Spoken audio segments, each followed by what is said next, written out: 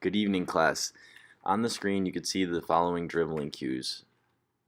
Tomorrow, we will be using these cues in class to implement them in the games you will learn about next. Listen carefully because we will be playing these games in class tomorrow, and I don't want to hear any more questions. Players are going to partner up and each pair is going to get a basketball, and those groups are going to have to make sure they're at a good distance away from the other groups so they're not going to get in the way of each other. And to make it easy, we're going to look at just one group here. And basically to start, that group is going to use plastic pins. They're going to get maybe 10, 15 of them, however many, depends how many you have, of course. And they're going to create some sort of a line or some sort of a shape or whatever. And in this case, we see that these guys have come up with kind of like an S pattern. So what's going to happen now is the first person with a basketball is going to try dribbling around that pattern without knocking over any of the pins. And there's different things you can do and different rules that we can implement. We can see those in a bit here.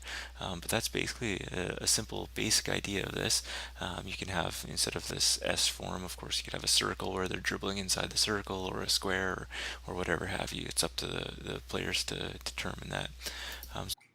Watch this next video to see what we will be doing next for this following activity in class.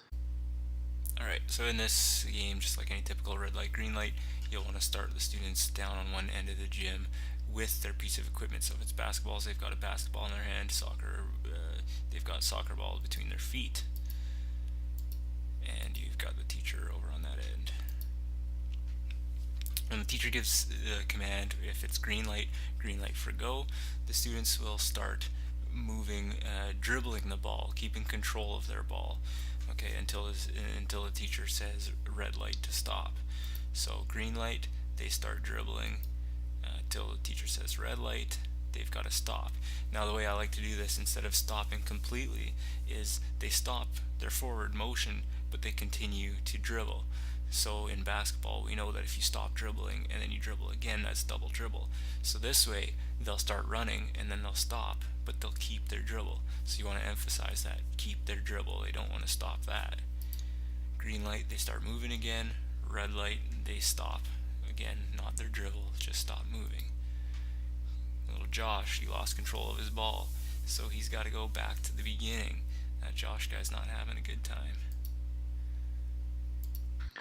Be prepared to use the dribbling cues you learned in the first lesson on the website.